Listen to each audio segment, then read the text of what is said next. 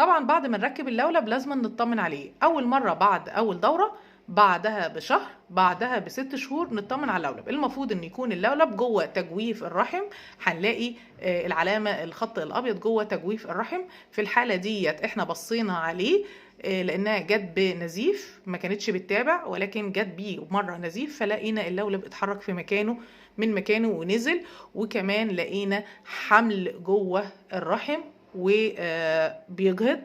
فعشان كده دايما بننصح ان احنا دايما نتابع اللولب. طيب انا ما بتابعهوش بسونار، ما عنديش الامكانيه كل شويه اروح، على الاقل بحس الفتله بتاعته لو الفتله موجوده، او ان الزوج يحس ان في حاجه بتشك، او انك بتحسي ان الفتله طولت عن مكانها فبتتابعيها.